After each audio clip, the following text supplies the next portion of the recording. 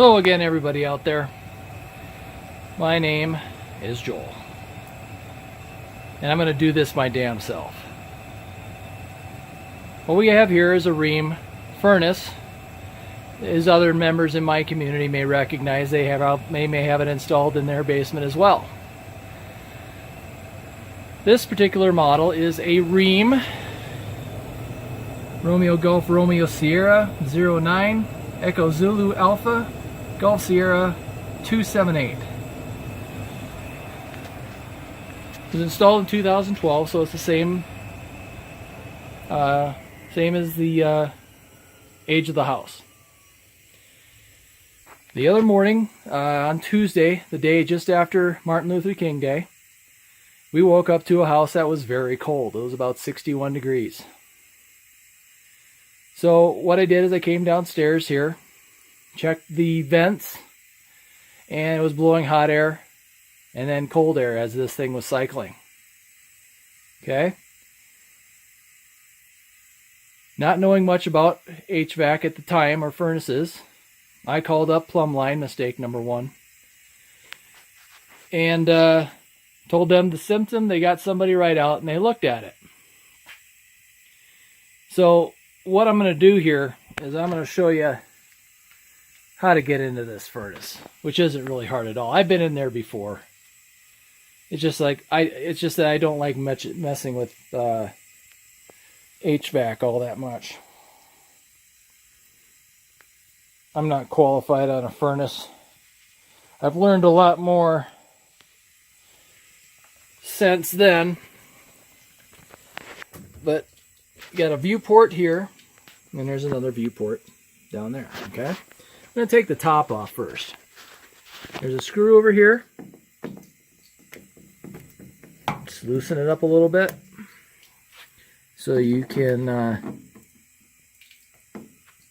sorry, I'm running the camera here at the same time while I'm trying to do stuff. And my father always used to say, "What's your other hand doing?" Well, it's holding a camera now, Dad. So you just give those a couple turns off. And you can do this while it's, you could do this while it's running too. It doesn't really hurt it. Pop this off. Just set it aside. And inside the furnace here, and forgive me, my flashlight's going to get bright and it's going to white out the screen for a little bit probably. There we go. Your furnace model number and serial number are all right over here. And of course the camera won't focus, but you get the idea of where it's at. Alright, so there's the draft inducer, some pressure sensors. There's the beginning of your exhaust pipe up and out. Fresh air intake, since this is a two-stage or high efficiency furnace. That's a limit or high limit sensor there. This part right up there is where your flame sensor is. There you go. There's where your flame sensor is. Your igniter's on this side. And in between there are the gas inlets that go back into the cells of the heat exchanger. Okay?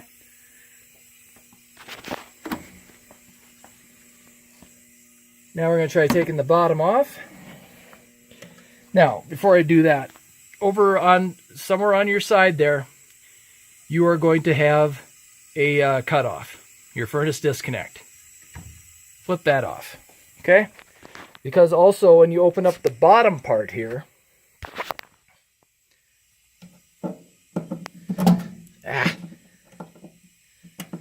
when you open up the bottom part, over onto the left-hand side here, it's going to be called what's called an intrusion switch. The intrusion switch detects that this power or this panel's been removed and will shut down the furnace. It won't power on. It won't work. So, there's our intrusion switch right there. Inside here is going to be your blower motor, which is off to the side over here. You can sort of see it, but that's not the point of this. your furnace control motor, or furnace control board. It's pretty much where all the thinking happens. And then there's a filter down there. All right. So here's the story of why I did this my damn self. I called up Plumbline Services that morning, and they got a technician out here by about 10 o'clock. He runs through a whole bunch of stuff, gets the symptom from me, comes down here, and starts examining the inside here, right? Has it run just like it is now. He has the fire burning. It lasts for about 45 seconds, and then the flame goes off. Fan stays on. That's where the hot and the cold comes from. And then everything shuts down, waits about a minute, recycles, starts again, hot and cold again.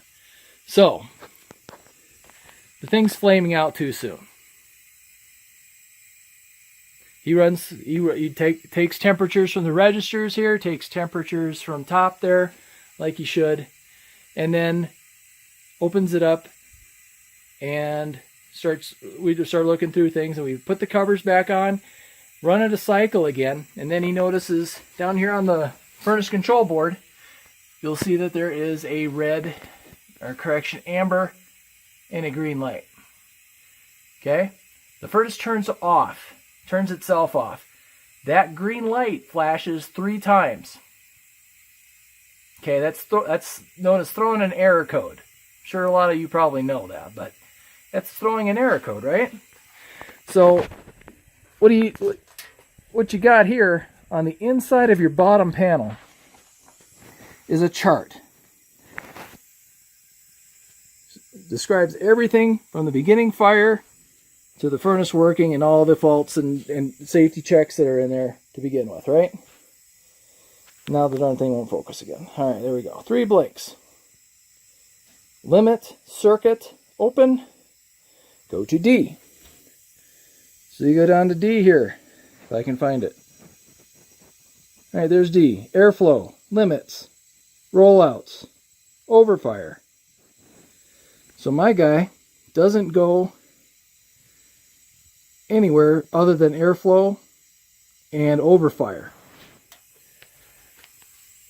Completely disregarded the other 2. In fact, he said, the high limit sensor, I'm absolutely positive that is not it. He said it twice even. He was right here. I was standing right here.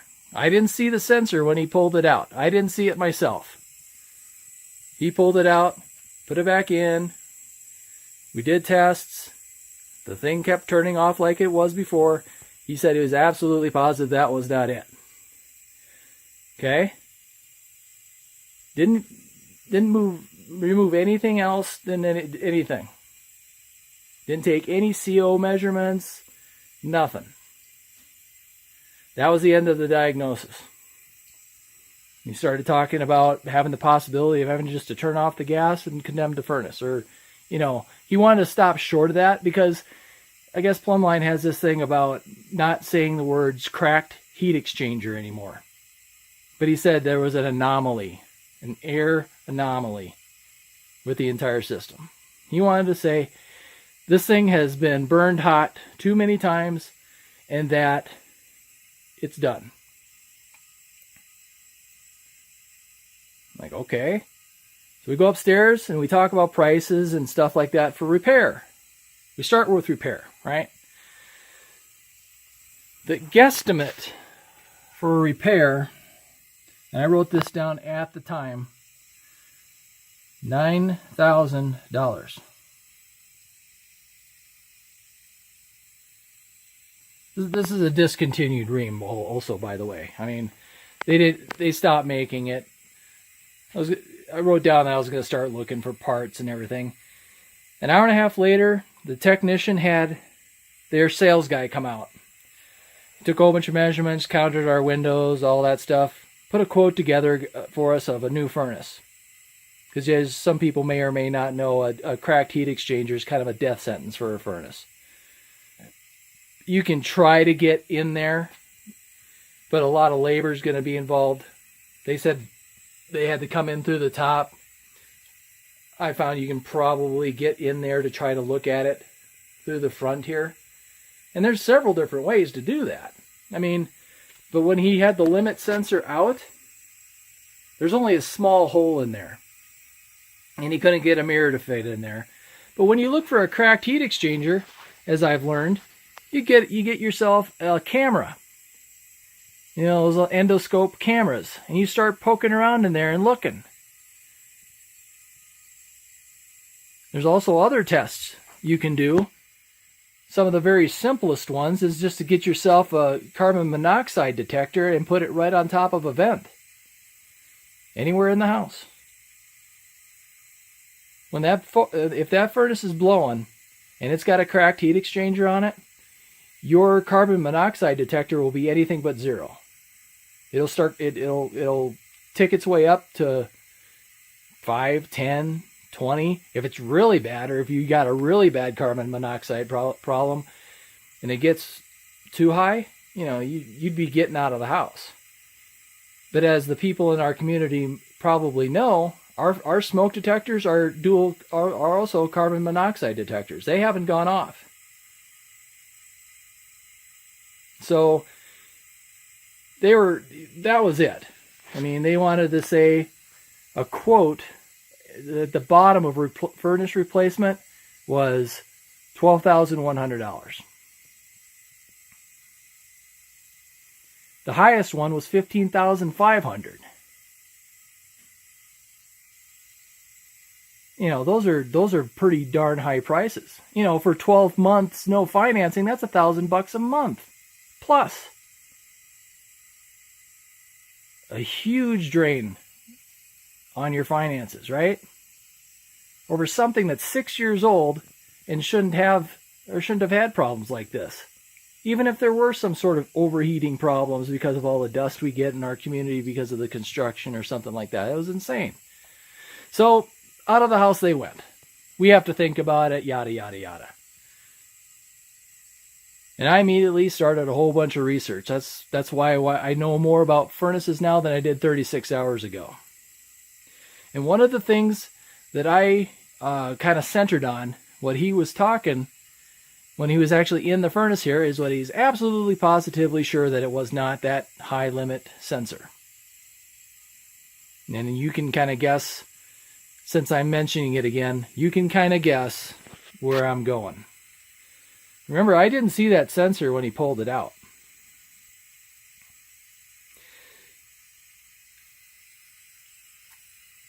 This is a high limit sensor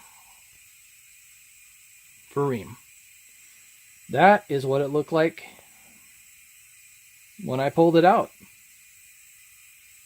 I noted when I pulled it out, it felt like it was rubbing against the heat exchanger. So I bent it a little bit and put it back in and ran the furnace for a cycle again. Same thing. 45 seconds, boom, off. That's it right there. And then here's the part number for it, by the way. I took it right off the part. This is a high limit switch.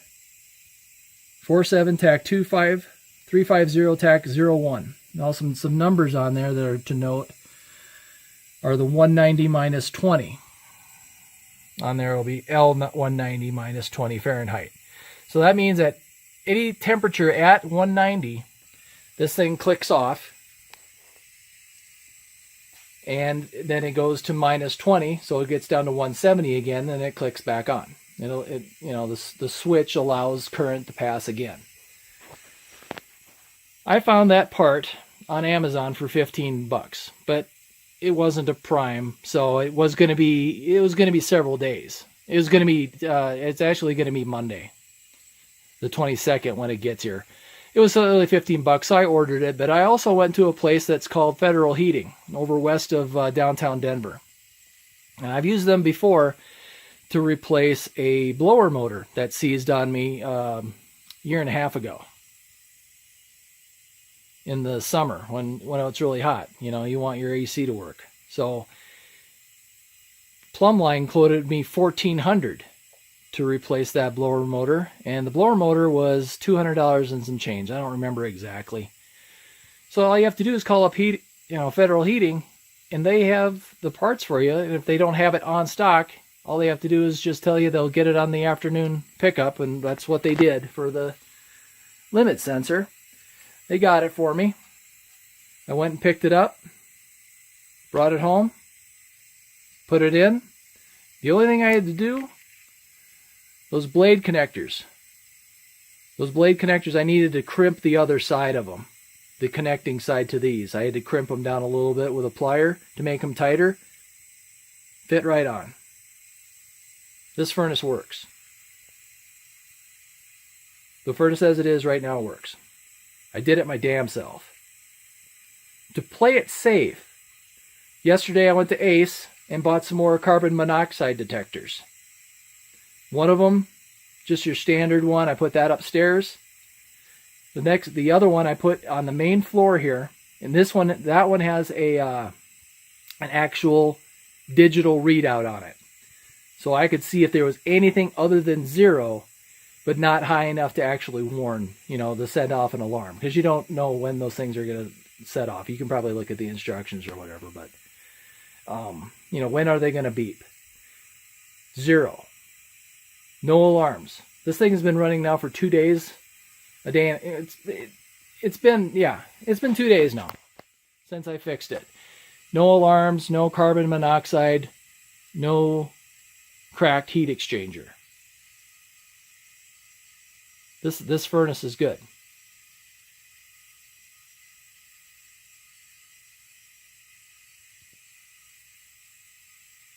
$9,000 to fix it. $15,000 to replace it. I've discovered that plumb line technicians make commissions off their sales and repairs. Well, I don't know how much they get. I would kind of guess it'd be, 3% maybe or something like that. I don't know. 53% of 15,000, you figure it out. I guess that's pretty good incentive to just kind of center on one thing, say it. Oh, you guys don't know anything about HVAC. I'll just say that it's a cracked heat exchanger. Well, again, I will give the guy credit. He wouldn't come out and directly say that it was a cracked heat exchanger. It was an anomaly. Let's be really true there. He said it was an anomaly. He didn't feel safe leaving the furnace on. He wanted to turn it off. He fell short of saying that he was going to condemn the furnace, but that he was going to turn the power off and turn the gas off over there, which he didn't do because they left before they had a chance to do that. But so by doing it my damn self, the blower motor saved $1,200 there. I mean, if we even say we saved $9,000 here.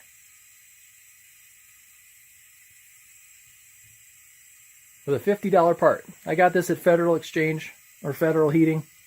I got that for $50. Probably just because they had to pick it up and bring it over, and they didn't have it on stock. But hey, I'll pay $50 instead of $9,000.